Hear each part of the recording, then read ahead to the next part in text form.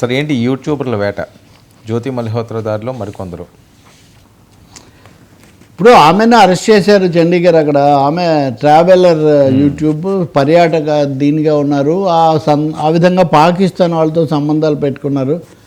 వాళ్ళ రాయబార కార్యాలయంలో కూడా హాజరయ్యారు.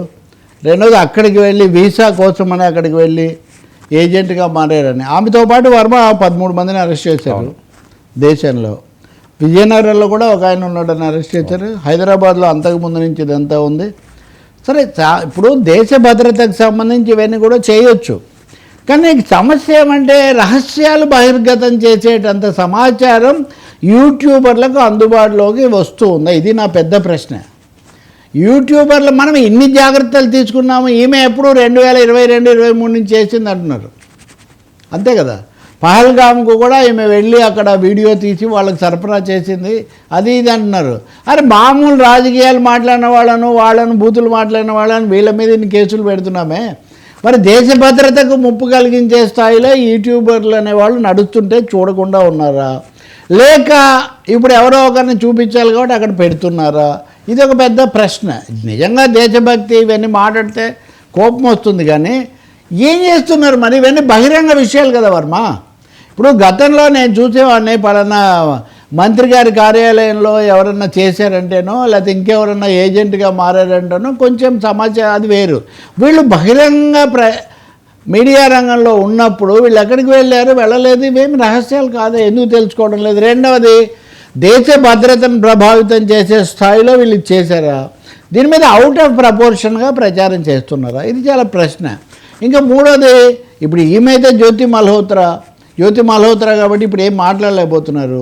అదే ఆమె అయితే కనుక సైనిక దళాల తరఫున వస్తే కూడా ఆమెను ఖురేషీ లాంటి వాళ్ళని, ఆమె వేరే కాబట్టి ఆమె ఖురేషీ మల్హోత్రా కాబట్టి ఇక్కడ ఏం అది వేరే ఆ కేసు కూడా మనం మాట్లాడదాం.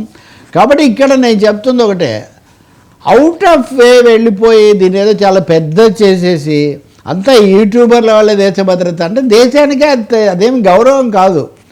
యూట్యూబర్ల వల్ల లేకపోతే పలానా వాడు రాయించినాడు అన్న పద్ధతిలో కనుక జరిగితే మీరు కట్టుదిట్టం చేయండి, నిబంధనలు పెట్టండి. ఎంత ఈరోజు కూడా చెప్తున్నారు అమిత్ షా, చాలా పకడ్బందీగా ఉన్నాయి. ఇప్పుడు మన ఈ చీమ చిటుక్కుమన్నా కానీ మోడీ గారికి తెలుస్తుందని చెప్తున్న సమయంలో ఒక మామూలు ఆషామాషి యూట్యూబర్లు ఇవన్నీ ఎలా చేయగలుగుతున్నారు? ఈ ప్రశ్నలకు జవాబు కావాలి. ఇంకోటి ఏమో ఇవన్నీ తెలిసే చేశారు, ఎందుకంటే వీసా లేకుండా వాళ్ళు వెళ్ళరు. ఇవన్నీ వాళ్ళ నాన్న అంటున్నాడు, అప్పుడంతా ఏం చెప్పలేదే అన్న పద్ధతిలో కూడా అడుగుతున్నారు. కాబట్టి ఇందాక అన్నట్టే మీడియాలో హైప్ ఇవ్వడం కంటే కూడా దేశ భద్రతను కాపాడుకోవడం ఇక్కడ చాలా ముఖ్యం కాబోతుంది. ఇందులో ఈమె ఒక 2-3 పేర్లు వీళ్ళు ఉన్నాయి, కానీ 5-6 పేర్లు మామూలు ముస్లింల పేర్లు ఇవన్నీ కూడా ఉన్నాయి. దీన్ని కనుక హైజాక్ చేసుకుంటే దేశానికి ఏం మంచిది కాదు. ఎవరు తప్పు చేసినా తప్పే, కానీ రహస్యాలు ఆ స్థాయికి వచ్చాయా అన్నది మటుకు ఆందోళన కలిగిస్తుంది. దేశ భద్రతా రహస్యాలు యూట్యూబర్లకు కూడా చేరే స్థాయికి వచ్చాయా అన్నది. ఇంకొకటి, వాళ్ళు వ్యక్తులుగా ద్రోహం చేస్తుంటేనే మోసం చేస్తుంటే అది వేరే విషయం. దానికి వాళ్ళ మీడియా రోల్కు ఏం సంబంధం లేదు. అది కూడా అంటే యూట్యూబర్గా ఒక ప్రొఫెసర్ ఉన్నాడు ఆయన అయ్యాడు, లేకపోతే ఇంకొక డాక్టర్ ఉన్నాడు ఆయన అయ్యాడు అంటే వాళ్ళుగా మీరు చూడండి తప్ప don't take it a professional crime లాగా చేసేసి ఆ ప్రొఫెషన్ మీద ఆ రంగం మీద దాడి చేయడం మొదలు పెడితే అప్పుడు అది చాలా దూరం పోతుంది. ఎందుకంటే చాలామంది యూట్యూబర్ల కామెంట్స్ నచ్చట్లేదు కదా వాళ్ళకు.